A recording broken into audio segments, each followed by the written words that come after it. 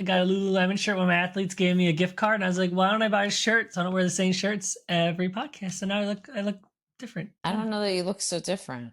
I think Very you look. different. Literally, could someone probably would be like, "Who's that different co-host you have?" That shirt looks like every other shirt you have. You went to the store and you bought a shirt that looks like every other shirt you have. Well, they all have. This one doesn't have any decals on it, right? So like it's already different. How style Decals? What are you, is a that? car?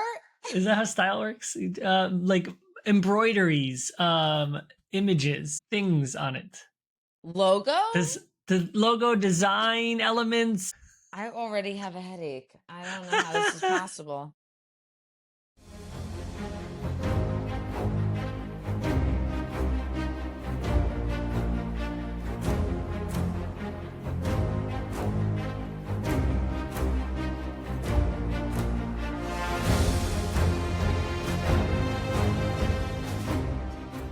Hi, everyone, and welcome back to Between Two Coaches. We're on a mission to make fitness more human, snark sold separately. I'm Coach Amanda, and I'm joined, as always, by recently unemployed. It's Coach Nick. Not Thank you so unemployed from coaching. Not I unemployed need to from coaching. clarify that. Yeah. Thank you for that. And thank you so much for joining us. We have a great episode today. It's, of course, just the two of us, as you can see on your screen and your video. And we are talking about how to navigate tough days, mental health, and exercise, because it is, as I'm told, Mental Health Awareness Week, right, Amanda? Which is baked into Mental Health Awareness Month. Yes. It's a month and a week. Add it together, that's 5 weeks. You know how we do. These themes, we like to drag them out, but this is an actual important one that Coach Nick and I are quite fond of. We're quite fond of this awareness. Unlike, I mean, they have such nonsensical ones. They'll have like French Bulldog Awareness Day, and you're like, what are Oh, you? yeah. Do I need to be aware of the French Bulldog on this day? Yeah, and it probably is a reason behind it, which is no one knows. Someone made it up. Hallmark Yeah. made it up. You got to Yes, get a yes, card for yes. your French Bulldog on French Bulldog Awareness Day, right? I won't be doing that. In the same I'll get one for vein, him. no, you don't need to. It's kind of how I feel about, so it was Mother's Day was recently. Yeah, no That reason to get was, a card for that either. oh my God, wow. That's the first time that Coach Nick has ever offended a mother, and the first time in his career. No, my First mom would time. disagree. That's stunning. I was going to joke about, I think there were a couple of really well-meaning people who don't know, maybe they do know me, or maybe they don't, and they just thought it was a nice thing to say. They wished me a happy Mother's Day because I'm a dog Fur mom. mom. Yeah, fur mom. No, no, no, no, no, no, no, no, Yeah. no, no, no, no, no, no. I'm what they call a deadbeat. That would be I make sure that everyone in this house has health insurance and is fed. And one might argue that like that support is enough, but it's really not enough. It's really not enough to be wished a happy Mother's Day. It's not as offensive, but it's almost as offensive as plant moms. Did you hear about this? Oh no, I have not. Is this a thing? People want a happy Mother's Day because they raise plants. Mm-mm. No, Mm-mm. I can't. I will That's the not line. stand for that. Is the line Fur mom. that Oh, if fur mom's okay, it's above the line in my opinion. It's not like you don't really need to go out your way, but like if I was with someone and they had an animal, I'd be like, "Happy, Mother's Day for your fur babies." Like if I was with them, I'm not gonna like go out of my way and find them on Instagram and be like, "Oh, I saw a picture of your dog. Happy Mother's Day to you." You know what I mean? I think so. no, I And don't like, know what you mean. oh well, I do that. But I also when I put a message out to my athletes and I say Happy Mother's Day to you moms out there, and also if you have animals. So And I bamboo. If no you no have I bamboo, stop at the line. That's the line. I'm not doing that. I don't. It's also tough. Like Mother's Day is like I think it's an easy thing just to be like Happy Mother's Day, but like there's so many mixed feelings around it because yes, there like is.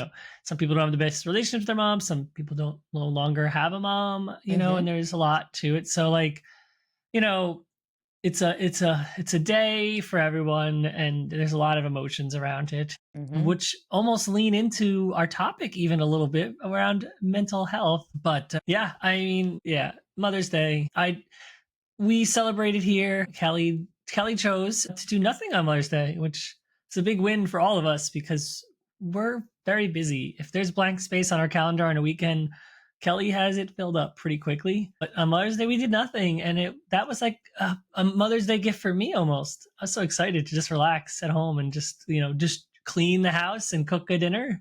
That's I can handle that. You're a legend, Coach Nick. Yes, I think that's the right way to do it. I think as long as you are as complicated as Mother's Day and Father's Day are, a lot of holidays, right? They bring up a slew of emotions. Celebrating the mothers and those who step in as mothers, it's a lovely day to do that. And it's also a lovely day to take care of yourself, moms. So kudos to Kelly for taking care of herself and putting herself first. Yeah, and kudos for me not having to socialize. So that is a great win for Dad, Nick. We're not talking about dads I until know. Father's Day, okay? All right? Not until Father's Day. Uh, All right. Yes. So, anything else that you need to go over with the so much. class Yeah, there's so before we get much. into I We mean, gotta. today's your last day of work, right? I did it. Yeah, it's gone. I wrote a nice little. If you guys want to, I have a little Substack I've been writing, and so I wrote a little post about it on my little Substack about my.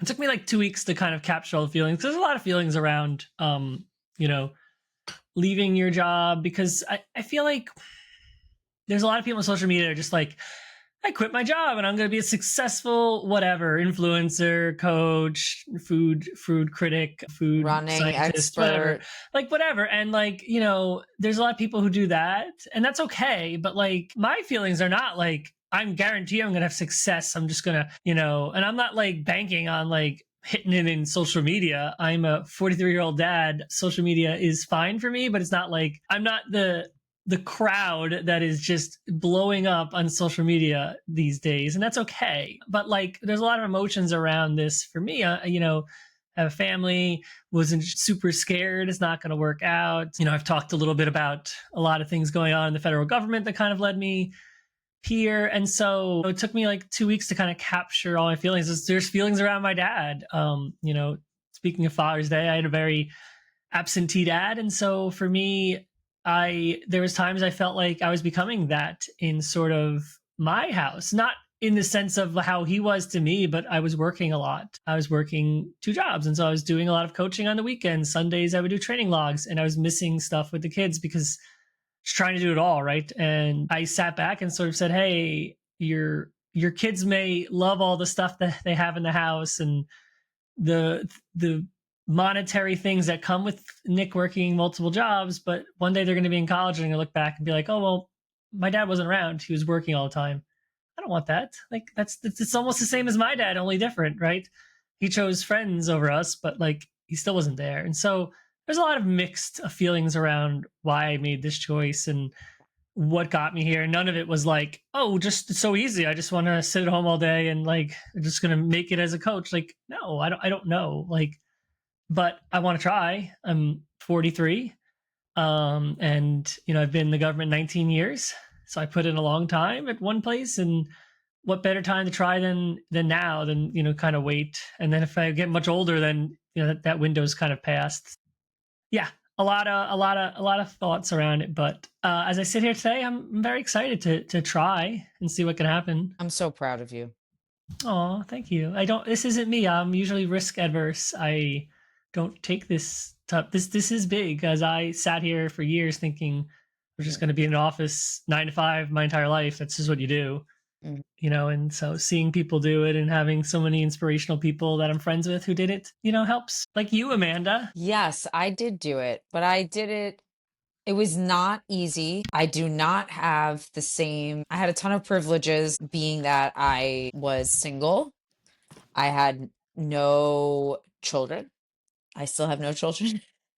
One Uh, fur baby. No, my goodness, no. But I will say, in terms of financial resources, that French Bulldog is not cheap. Let me No, tell you. they Let me are tell not. you. The bougie breed. My husband had to. I don't know why, but he had to. Anyway, so yeah, it's very easy to make decisions when you are younger and you don't have the same fears as when you get older because of your experience and because of what you said. You see yourself as like it's too late, or like it's almost too late, or I'm too old to do that, or it will require so much work, which means it will require more energy. Do I have that kind of energy to put towards it when my energy is even more finite the older I get? And, I can't tell the future, Coach Nick, but you are already successful. Well, thank you. And I can only see that going up for you because you put 100% into everything you do. So you are not a half-ass man. You use your full ass. And I am so, so excited to watch you and support you and be here when you're like, everything's going to shit, and then be here when you're like, wow, everything is going so much better than I thought, and I didn't expect, because those are the highs and lows of pivoting careers. And that was something I did as well. I was in government and in nonprofit management for half the amount of time as Coach Nick was, but it was a decision that I got a lot of funny looks about, and I worked very hard. And the power of positive self-talk and having a strong support system for you mentally, as we'll talk Ooh. about today, was key for me. Yeah. No, and thanks for sharing all that. And yeah, I think the other thing that helps too is like I've been doing it for 5 years on the side. And so, like, I'm not starting from scratch. A lot of people are like, oh, when are you going to start? I'm like, oh, I've been doing it for like 5 years. I just like have capped into my personal life, which got too much. There were times it was fine. And, those were my choices I made. And so now it's like, okay, well, now I can give this thing my full attention. And what could Hmm. happen? Who knows? But it's a little less scary when you've sort of tried and established yourself a little bit versus like, hey, family, I'm just going to quit this job and I'm going to try this brand new thing and I'll figure it out. Again, if I was 25, single on my own, sure. But yeah. But that's the risk averse in me is like, okay, once you figured it out, Nick, then you can try the new thing, which, isn't you don't always have that luxury, but this is why how I make decisions, right? So it took me a while to get here versus someone else who might be like, oh, I see this, so I'm going to try. But nonetheless, yeah, rocking and rolling. Mainly rolling. Just you're um, g- that's we're excited for you. We're very excited for you, and looking forward to hearing about the journey here on Between Two yeah. Coaches and on the Patreon, which we will be recording a new episode on the Patreon. We're committing to it. I'm signing Coach Nick Ooh. up right now. It'll be next week. All right, she said it, guys. So it has to happen, or you can call her a We're liar. doing, yeah, you can definitely do that. That's It won't hurt my a feelings, but Amanda Katz. You're a liar. yeah, that's my new account name. Uh, let's talk about today's topic: navigating the tough days, the role of mental health in fitness, in running, and why it's so important for us as runners and as fitness enthusiasts and just as humans to make sure that we are equipped with the right tools. That way, when the tough day does come, because we know it will inevitably, we can manage it. Did you freeze or you're just staring at me? Oh, I'm still here. He's still here. He's still here. What are your initial thoughts about how you or the things that you've seen in your career as a coach have been helpful for folks when they're managing tough days? What mental health things do they have that you think they lean into best? and where do we see it getting a little slippery? Yeah. And so I'll start by saying, big mental health advocate over here. My wife is a mental health therapist. So learned a lot from her over years. Always taken a keen interest into it because when your spouse does something, you should probably spend some time being interested in too. So I always loved learning about it. And I took my own mental health journey when I went to therapy when I was younger, but really in my 30s, I started diving into it and learning about myself. And what's fun is like, I'm one of those people that when I learn something, some behavior, something I'm doing, I'm on the internet, then Googling it and searching it up and trying to figure out what it means and how it shows up in my life. As a coach, therapy I think is a fantastic tool that a lot of my athletes lean into. I think a lot of athletes, and we'll always say it, but lean into running or their sport of interest as a chance to kind of get that air quotes therapy, but just really that time for themselves to kind of like, and any sort of exercise, any sort of motion, any sort of thing that is joyful to you sort of helps you have those moments of clarity to work through things, right? Like you can get in the shower, and I have all my epiphanies in the shower. I wish I had a notepad in there to write down all my thoughts, but so whatever it is, like these, you can say it's like running is your therapy. It's really just helping you get some clarity on your life, right? And helping you work through things, leaning on friends, right? A lot of my athletes do. It's whether, sometimes it's leaning on their coach just to kind of voice, but also like a lot of my athletes tell me they lean on others just sort of to kind of work through moments and just kind of share, right? Like vulnerability, is we talked last week, is a powerful tool for anything, right? Like if you can be vulnerable, you can learn. And if you hide it all and you can't share it, that's when it gets bottled up, right? And that's when it shows up in sort of those moments that always hold us back or hinder us. Yeah. What about you, Amanda? I think that the main things that I see professionally from athletes when it has to do with mental health and its relationship to their training program are when somebody's basic needs aren't met in some capacity, impacts their mental health. So I'll give you an example. If you have not been sleeping well, it will trigger any defects that you may have. Maybe you're snippier. Thumbs up.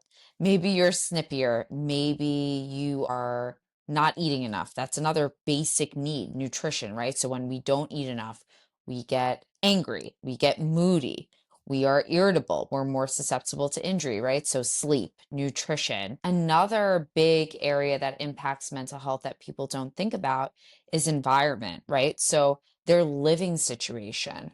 If their home is a place that doesn't feel comfortable, but rather chaotic, whether that's because they're in a tumultuous time with a partner or another family member in their home. Maybe they're in an unsafe living space, right? This is something else that impacts mental health, of course. So basic needs. Okay, let's see. Sleep, nutrition. I like to go over the things that I went over in my eating disorder outpatient recovery because I think it really, since eating disorders are a mental health disorder, I think they are just they run together. Yeah. Sleep, nutrition, shelter, environment, and some sort of connection to someone or something greater than themselves. I know that that one can be controversial. So I'm going to give you an example. It can be a connection to God or your faith, but it can also just be a connection to the fact that you are not in control and that you believe there's something greater than yourself, whether that's a higher being, some people will use, or just the world, right? That you can't control what you can't control, and kind of like surrendering to that. So those are the four areas that I think need to be investigated when we're going through a moment that we're being challenged mentally. And so obviously all four of these areas also feed into our physical health and how we're able to show up for our workouts. Some of the tools I think that are important to implement when we're going through a tough day, because we know that we will go through a tough day, is as fit as a trainer and as a coach, I'm super mindful of, all right, let's be a little less rigid on the schedule this week. Let's, for this week, let's just work on running easy. Let's put in an additional unplanned rest day or two. Let's also, not as a coach, but something that I always talk about is, and both of us do actually, the comparison trap. Getting off the screen is Instagram, is TikTok, is Strava. Are those things helpful or are they harmful for you right now? And do you kind of just need to put the phone away? I also think that when you are so invested in your sport, because there's also something to be said about doing too burnt out, right? From whether it's running or exercise, there comes a point where your connections to others are only about those sports, and that could be really harmful to your mental health. Hmm. Connecting with friends and family outside of your fitness and running community, I think is really important for your mental health. So those are some of the areas, and we haven't stated the obvious, but y'all should know this. Coach Nick and I are huge proponents of therapy. So having a mental health therapist in your toolbox is, if that is accessible to you, is absolutely something that you should consider investing in. Our dear friend of the podcast, Dr. Stephanie Roth Goldberg, she made a post. She's a psychotherapist and she works with athletes. Look back at Between Two Coaches. You can listen to her on our podcast. She made a post that really stuck with me a year or two ago, and it said, if you can run a marathon, you can go to therapy. Yeah, I mean, that makes sense. And I would go back. Maybe you're not a marathoner. Maybe you're just somebody invested in this sport and it's a part of your life. I think if you can run any race, but especially the marathon is an investment, a huge investment, you can go to therapy. So do not count yourself out from that. And in terms of financial accessibility, I think that there are a number of ways to access, if not individual therapy, free group therapy support that we've actually spoken about on the eating disorder Yeah. episode that we did. So there are ways, and you should have them before the tough days come. Yeah, I mean, I always subscribe to the idea that everyone could benefit from therapy. I mean, yes, accessibility is a issue, but there are, like you said, there are ways. But like, who wouldn't want someone who just listens to you kind of talk about your life and like offers a non-biased like opinion, right? Because if you go to your friends, they're just going to tell you, right, which is fine.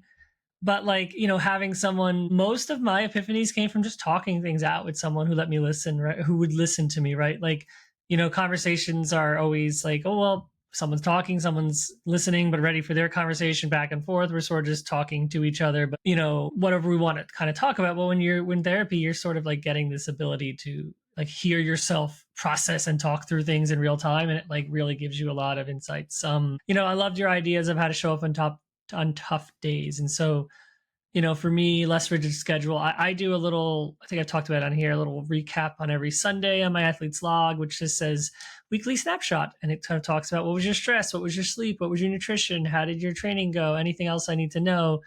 And, my athletes usually, I know where their usual level set is on a normal week. But like, if we're getting like, oh, my sleep was terrible, my nutrition was terrible, blah, blah, blah, everything's terrible, I immediately just go in and we're like, easy running next week, or we're getting an extra off day. Like, it's not even, like, there's no reason to even ask. Like, it's not a negotiation. You need this and you're not going to ask for it. So, and also they are asking for it by sharing that. Right. And so I take that, I've been doing that for 4 or 5 months now. And so I take that as like, this is the information I need and you're telling me, so I'm going to act. Right. And so I think that's been a very helpful tool to kind of help, comparing to others, whether it's Strava is the big thing or anything else. Like, we're always gonna like, oh, I need to power, especially a runner, a type A type runner. We're always going to need to be tougher. We're always going to power through. People are always scared that like this moment here isn't the one that I'll have to, change my training regimen or modify things because I should just be tough enough through it. It's not the case. Like, most of the time, just being smart and just taking care of yourself is the smart thing to do. You're not going to lose all your fitness. because you took a mental health day. And like when we think of our job, we're like excited to take a mental health day if we have them. It's like, I just don't feel like being at work today. I need a mental health day. But like when it comes to our exercise, we're like, oh no. Like I imagine, I know people, and I imagine a lot of people would hear this and go, yeah, well, if I take a mental health day from work, I'm still going to run. Why? Like if you needed it from work, and I get it, we have different opinions of work and maybe it's other reasons, but if you really are mentally drained enough that you can't go to your job, maybe that extends to your exercise too. And so maybe take it all off, right? Take that full day for yourself, right? And so, and like you said, I think when we're involved in something we're passionate about, we make friends through that thing. And, so many emotions can come out when we're really struggling with in that same space, in that same environment with our friends. Like, maybe don't go to, the group meetup where they're going to run if you feel like you can't run or you feel like life's stressful. Like maybe meet with your friends somewhere else, find another avenue, go for a walk, meet up with someone in a different area where you can sort of have a moment to kind of decompress and kind of work through all of that stuff, especially as it helps you on your tough days still be able to show up, but you can't show up the way you normally do, right? So find a different way that isn't the thing that is always, your constant in your schedule. Mm-hmm. Mm-hmm. Yeah, I think that we've spoken about this here on the podcast, and I know recently Vicky on Train Smart Run Strong on their podcast, Which you were they just on. I was on Yeah. that episode was something I was really passionate about, and I'm going to be putting more content out about because Ooh. there are so many political trends happening right now in our social media world that are bleeding into our real world. Listen to that episode is called Disordered or Disciplined, I believe. I believe that's the name of it. I'm not just saying this because I was on there.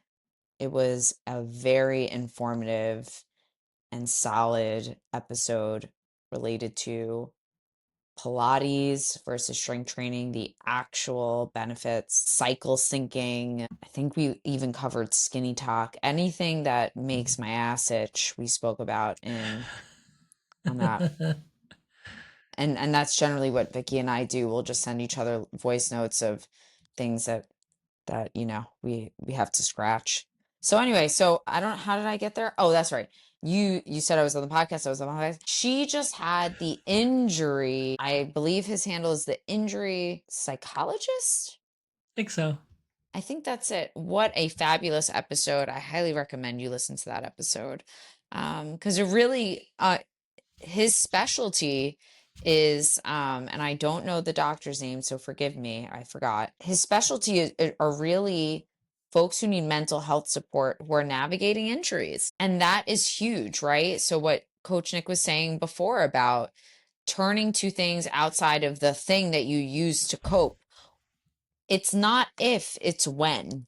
Okay, there will come a time where you cannot turn to exercise to support your mental health. What do you have, and get ahead of it? Do it now. Do not wait until you are injured or in a position where you can't exercise, right? It will happen. So I think that that episode was really good, and working with a professional is really helpful if you have a hard time finding those things for yourself. I did want Yeah. to yeah. I was gonna say, if you're passionate about something and you're chasing goals, right? Like that can't be your stress relief anymore. Like the thing about running is a lot of people started as a stress reliever and as something, that helps them, work through things in their house, and that's fine. But then all of a sudden, those same people start feeling like they get good at running and good at or whatever their passion is, and then they want to PR, run faster, chase their potential.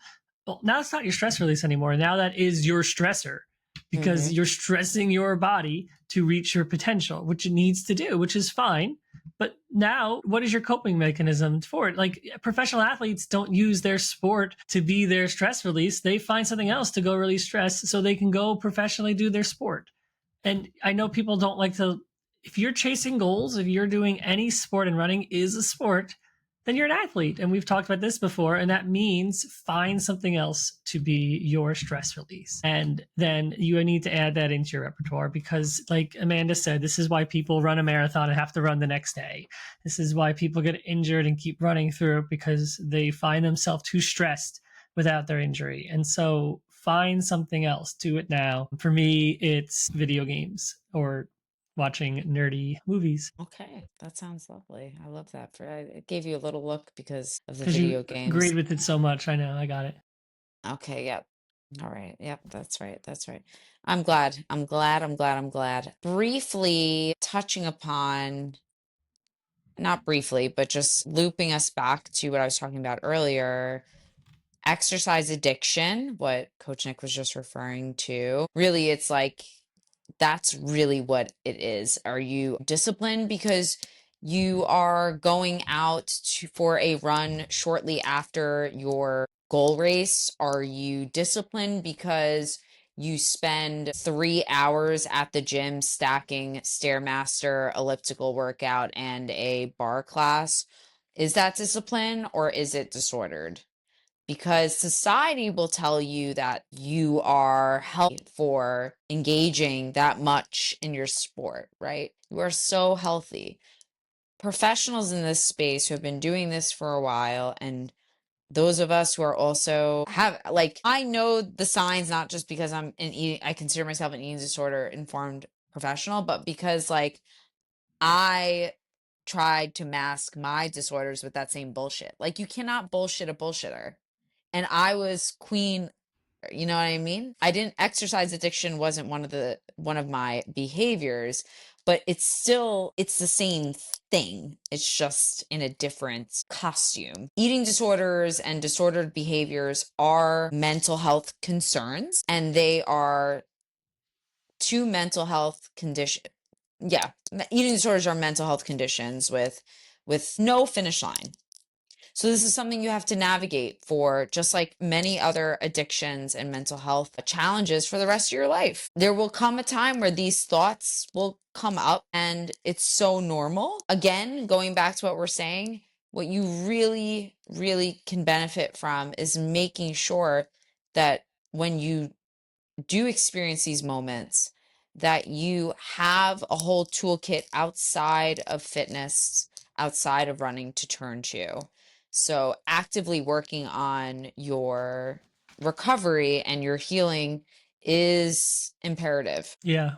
Agreed. Cosign, agree, all the things. Yeah, I think exercise addiction, like you said, it's just people trying to mask it with disciplineness and it because it's exercise, it's always healthy, right? Air quotes. It's not. Right. But whatever it is, right? It's easy for people to push the narrative that what they're doing is necessary, and that means they're not addicted. And because it is exercise, it can't be bad for you.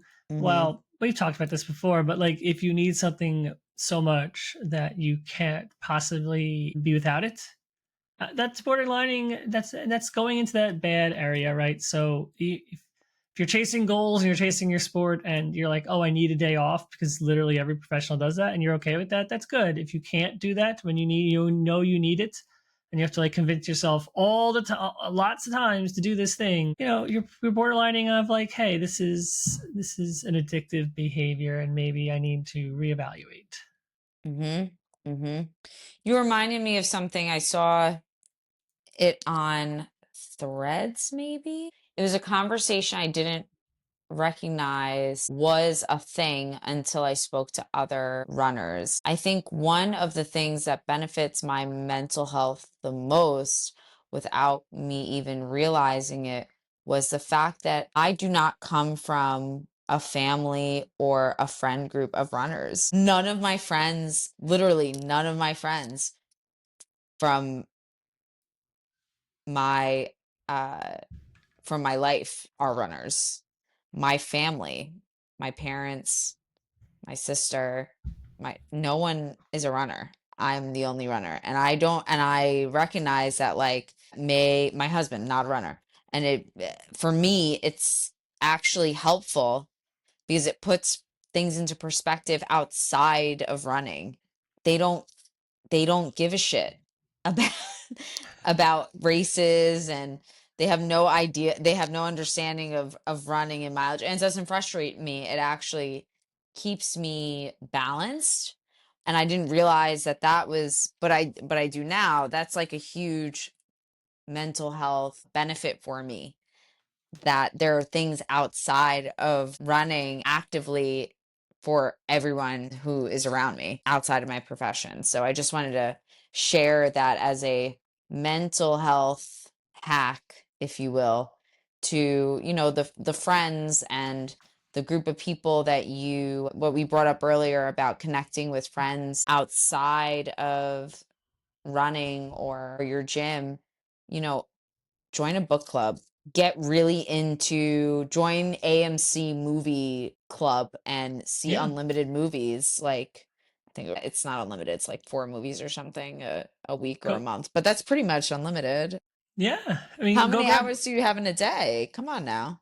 go grab all your running friends and start a book club. So you can, but so like on that line, right? So like Amanda's not saying, well, she is saying go get new friends and get rid of all your friends if they're runners, but like we are multifaceted people. And Yes. so you can have a relationship with someone if you want to. And there's probably a runner out there if you a running friend who might be able to have a relationship with you that doesn't revolve around running. Maybe not all of them, but you can find people that can have another area of interest to them that you can have as part of your life that isn't this pull towards this thing that you need all the time. That is exactly what I was saying. Thank you for translating that for us, Coach Nick. You're welcome. So yeah, so for me, because you mentioned some of the things that you implement, including video games. For me, the things that I try to do every time I can is take space in the morning to what some might call meditate. It's not for long, but I do it every morning. And I'm really lazy about it. I just take a couple of minutes where I am not on my phone and I'm not working, and I kind of just sit with my cup of tea and that's it. And then I spiral into oblivion. So that's the first thing I do. And this is like a newer thing for me. And it's something that similar to what I learned from taking yoga from really smart people is that you don't have to meditate for to the sounds of something for 10 minutes, for 20 minutes, for 30 minutes every day and journal. And it could be for 1 minute a day where you're just being, not doing, just being. And I give myself permission to do that. Just 1 minute. You can't tell me you don't have a single minute, 60 seconds to take space away from the doing. So that's one thing that I started my day with. And when I forget, I'm not mean to myself about it. I just put that minute in a different time of the day. I think that the other things that are really helpful for me are continuing with, and I have not been as good about it recently, but I signed up again, so that's great. Group therapy has been super helpful for me. Yeah. Going to the library and reading is something that I really enjoy doing, and it's that one's fun for me. Spending time with my family every week, which is basically me just sitting on the couch and eating bagels with my niece Charlie, reading books together and learning more about her and just spending time with my parents. I think the things that in order to stay mentally well, you want to put these things throughout your week, sprinkle them in, and that way you feel this bubble of support. Yeah. I've always been lucky that I have this ability to once I sort of end something, I can kind of put it in a box. So like I've always been great about work when I used to leave. Whenever I left the office, got in my car and drove away, I didn't think about it again. It was in this box. It was over here. It wasn't thinking about this weekend, how to solve this problem or do this thing. When I came back in on Monday and I sat down at my desk, I was like, all right, the problem. Let's figure it out. Same thing with Mhm. running. Like when I'm running, like, I'm out there, I'm chasing my goals, chasing my times. And then like, at least as I've gotten older, I sort of put that in a box and I'm like, all right, I did my exercise. I did my workout. I did my long run. It went great. Now I'm going to go do the other things in my life that need my attention. Now as a coach, of course, that is a job, so it takes up a little extra bit, but that's not my running, that's just running, right? And so, but yeah, I've been very good at just sort of placing these things in an area and not having to ruminate on them. Everything else in my life, yeah, I'll ruminate with anxiety about it all. Did that person, is my friend mad at me? Is, everything, everyone hates me? All that stuff will ruminate. But work and like these passions I have or these jobs I have, I can always put in a box. Yes, that is something I also lean into. I'm heavy on the boundaries, and I think they're really important for us to be the best version of ourselves to ourselves, which makes us better for the people we support. Yes to that. Anything else that we want to share with the friends and the followers about navigating mental health as it relates to our fitness and performance? Yeah, just don't feel like you have to be tougher than it. Like it's you're a human being, and like you said, we're complex, and we have emotions and we have feelings. And I know it's scary. Here I am, a guy talking about feelings, but that side we're supposed to, because men can have feelings, and we should embrace them. What I'm trying to get at is that these things affect you, right? And it doesn't always mean. Sometimes, sure, like if you don't feel motivated to get a run, you try it and you love it. That's great. You did that. That's cool. There's a lot of emotions that go into stuff. There's a lot of things going on in your lives. Please don't just assume every answer is, I need to put that away. I need to be tougher than it. I need to overcome it. I need to bury this feeling deep down inside and not talk about it. Repressed feelings will come up at the worst possible time, and they will really ruin everything, including your training. People, the Yes. problem about it is like it'll just show up as you're unfit, right? Like, this is like the same problem with like low sodium. Like, you're doing a run and all of a sudden you come up short on your long run or your goal race, right? And you're just like, I just wasn't fit enough, or I just wasn't tough in that moment, when really it's just like your life is crumbling down around you and you're not addressing all the things that are going wrong. You're just putting band-aids on it, or just covering it up with that, what's that tape the guy used to slap on stuff that never let a leak, whatever, I'll think of it later. Slap it on there. Pay And tape? no, it was like the commercial, like there would be a leaking container and you just slap on the tape and it would stop the leak. Just as um effective. The K yeah, tape yeah, that I heard is just as effective. K Okay. tape or that tape. But anyway, so like people are just bandaging up everything, and then it will all crumble, right? So address the things that are going on in your life. Don't just repress them all. Don't just bury them deep. This can be reasons why you are unsuccessful in your running, in your life, and in Yep. your life, right? Like this will come up. All of a sudden, you'll be having an argument with someone, and you bring up 65 feelings that you've never felt, and they're just flowing out. Like, don't be that person. Talk stuff out. Get your emotions out. Don't just bury everything deep down inside. Yes. No notes. Well said, Coach Nick. Thanks. All right. I think we've done it. We done did it. I want to say before we wrap this thing up, if you have anything that you want to hear from us, whether you're a Patreon subscriber on there or on our Between Two Coaches podcast, we'd love to hear from you. And you can reach out to us the same way you always can, on email or via Instagram. Thank you, everyone, for joining us. We hope you enjoyed this episode. You can reach out to us at any time. We appreciate that. And we will see you next time. Bye.